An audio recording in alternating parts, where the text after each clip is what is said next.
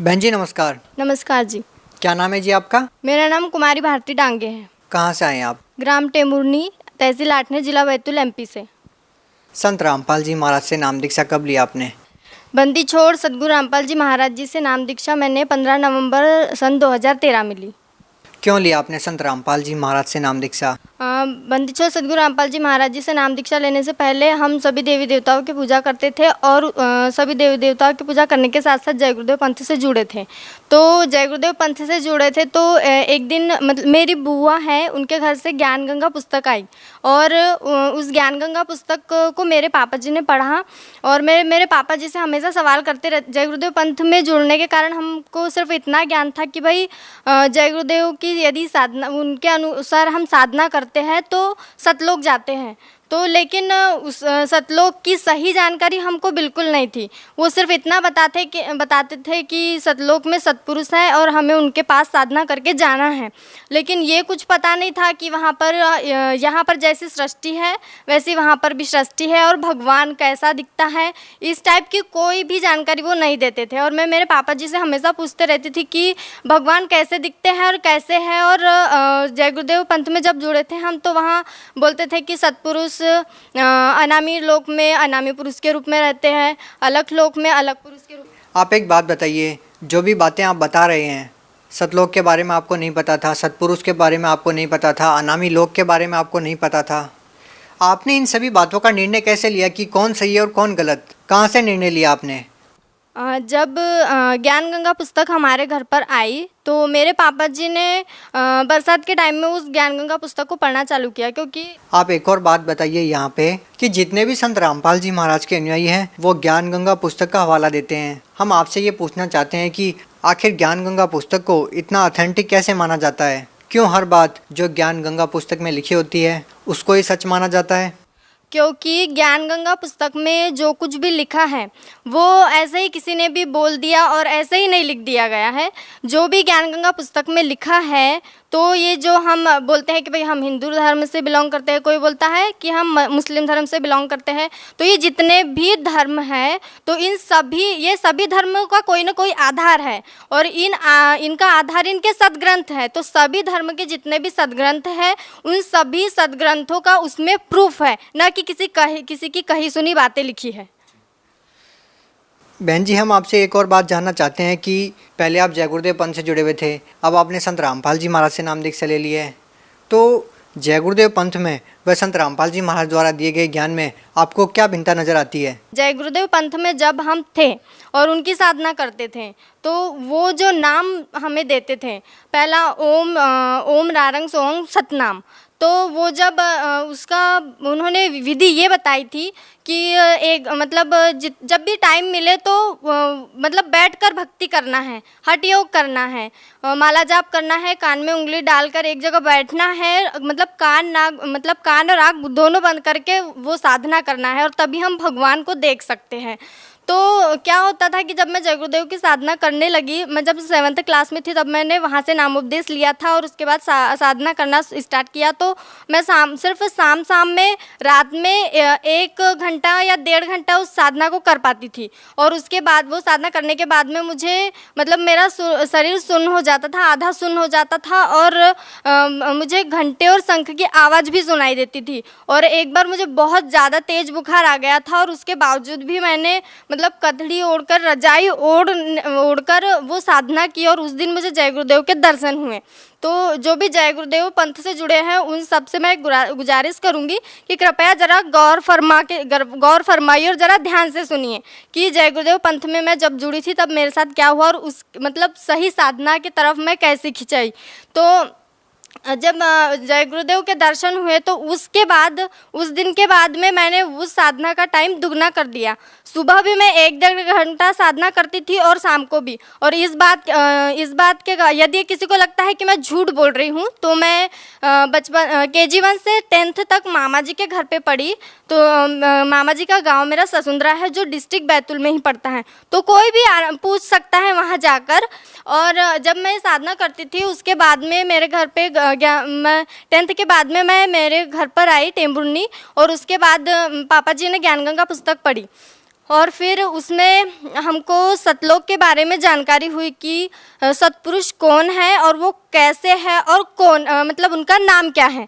उसका पता चलने के बाद हाँ, उसमें ज्ञानगंगा पुस्तक में एक चैनल का नाम लिखा हुआ था जिस पर बंदी छोड़ सद्गुरु रामपाल जी महाराज जी का सत्संग आता है। हम सब लोग सत्संग सुनने गए। वहाँ सत्संग में हमने देखा एक दिन प्रसंग आया कि भाई राधा स्वामी पंथ के बारे में बता रहे थे वो, और उन जगतगुरु तत्वदर्शी संत रामपाल जी महाराज जी ने ये बताया कि राधा स्वामी पंथ से ही निकली एक शाखा जय गुरुदेव पंथ जय गुरुदेव है। तो मतलब ये राधा स्वामी और जय गुरुदेव ये एक ही पंथ हुआ। तो उसमें उन्होंने एक बुक खोली और वो एक तुलसीदास हाथरस वाले की थी, जो जिसको क्या घट रामायण बोलते हैं। तो उसमें लिखा था कि पांचों नाम काल के जानो और तब दानी मन शंका आनो, उसमें ऐसा लिखा था। तो हम ये बात हमारे को सबसे ज़्यादा खटकी कि जब ये खुद ही इस बात की गवाही दे रहा है, इस पंथ की जो मेन बुक है वो इस बात की खुद गवाही दे रही है कि हम जो नाम जाप कर रहे हैं वो काल के हैं। मतलब कि हम सतलोक वतलोक तो फिर कहीं से कोई गारंटी नहीं है कि भाई हम सतलोक जाएंगे, जब इसमें पहले ही लिखा है कि ये जब ये नाम से जाप करने से हम काल के मुंह में जाएंगे। सीधा ही लिखा है ना कि भाई काल के नाम दिए गए हैं ये। तो फिर हमने सत्संग धीरे धीरे सत्संग सुना, हमको ज्ञान हुआ कि वास्तव में सतलोक क्या है, परमेश्वर क्या है। फिर उसके बाद में हम बंदी छोड़ सद्गुरु रामपाल जी महाराज जी से नाम उपदेश लेने गए, उनसे नाम उपदेश लिया। आप एक बात बताइए कि मानव जीवन में गुरु का बनाना बहुत ज़रूरी होता है, जो कि आपने बनाया जय गुरुदेव जी को। लेकिन कहा यह जाता है कि गुरु नहीं बदलना चाहिए, गुरु बदलना पाप होता है। आपने पहले जय गुरुदेव जी को गुरु बनाया, फिर आपने संत रामपाल जी महाराज को गुरु बनाया। क्या आपको नहीं लगता कि कहीं ना कहीं आपने गुरु बदल के पाप किया है, कोई गलती की है? जी नहीं, मुझे बिल्कुल ऐसा नहीं लगता है कि मैंने गुरु बदल के कोई पाप किया है। जय गुरुदेव की जब हम साधना करते थे तो हमारे घर पर उनकी सारी बुकें रखी हुई थी, तो उसमें से एक पुस्तक हमारे घर पर भी थी और बंदी छोड़ सद्गुरु रामपाल जी महाराज उस पुस्तक को खोल कर बता रहे थे और उस पुस्तक का नाम था जय गुरुदेव की अमरवाणी भाग 2। तो उसमें लिखा हुआ था, उसमें एक संत के बारे में जय गुरुदेव ने भविष्यवाणी की थी कि एक ऐसा संत या एक ऐसा पुरुष जन्म ले चुका है जिसकी सबको ज़रूरत है, जिसका सबको बेसब्री से इंतज़ार है, और वही एक ऐसा संत है, वही पूर्ण संत है जो इस पूरे विश्व को सुधार सकता है या परिवर्तन ला सकता है। तो ये बात भी हमको खटकी और वो पुस्तक हमारे घर पर रखी हुई थी। तो हमने सत्संग सुना और उसके बाद में हमने वो मिलाया और तभी हम बंदी छोड़ सद्गुरु रामपाल जी महाराज जी से जुड़े। और जय गुरुदेव ने भी इस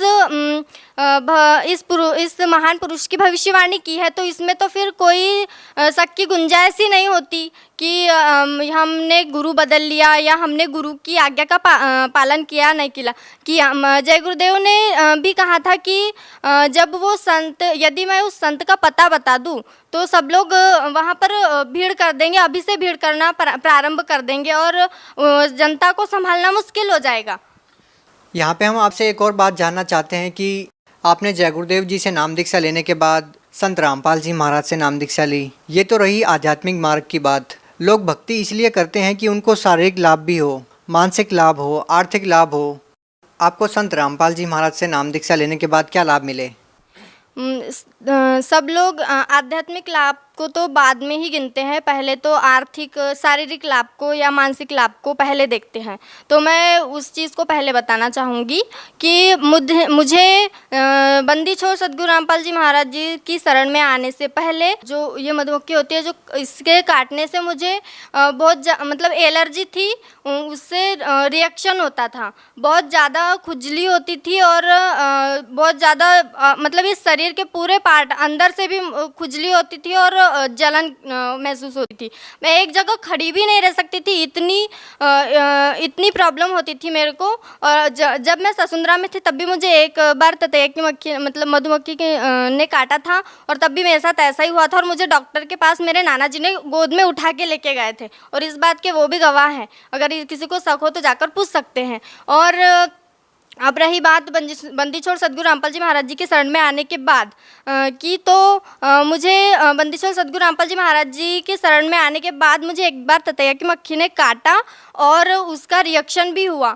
और फिर जो बंदी छोड़ सद्गुरु रामपाल जी महाराज जी चरणामृत और प्रसादी देते हैं वो मैंने खाई तो एकदम तुरंत ही असर हुआ उसका, मैं एकदम ठीक हो गई। जबकि उनसे नाम उपदेश लेने से पहले जब तक मैं गोली दवाई नहीं लेती थी, मुझे इंजेक्शन नहीं लगते थे, तब तक मुझे आराम नहीं होता था। और आर्थिक स्थिति अच्छी हो गई, बहुत अच्छी हो गई।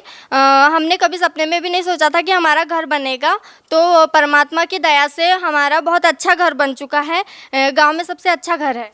और बंदी छोड़ सद्गुरु रामपाल जी महाराज जी की शरण में आने से पहले मेरे पापा जी नशा करते थे, तंबाकू गुटखा बहुत ज़्यादा सेवन करते थे और उसकी वजह से मेरे पापा जी के दांत टूट गए हैं सामने के। तो अब खाना खाने में प्रॉब्लम होती है। तो बंदी छोड़ सद्गुरु रामपाल जी महाराज जी के शरण में आने के बाद उन्होंने नशा कम्प्लीटली छोड़ दिया है और अब हम बहुत अच्छे से रह रहे हैं, कोई किसी प्रकार का कलेश घर में नहीं होता है और अब सुखी जीवन जी रहे हैं। बंदी छोड़ सद्गुरु रामपाल जी महाराज मुझे सतलोक लेके गए और जब मैं सतलोक में गई तो परमात्मा मेरे आगे आगे चल रहे थे। दोनों तरफ पहाड़ी थी, वहाँ पर बहुत अच्छे अच्छे पेड़ पौधे लगे थे और उन पेड़ पौधों में से छोटी छोटी ऐसी रोशनी बहुत प्यारी निकल रही थी। और उसमें से एक पौधे को मैंने छूकर देखा था तो वो इतना सॉफ्ट था कि आज तक मैंने ऐसी कोई भी चीज़ को हाथ मतलब छूकर देखा तो मतलब ऐसी सॉफ्टनेस मुझे यहाँ पर फील नहीं हुई।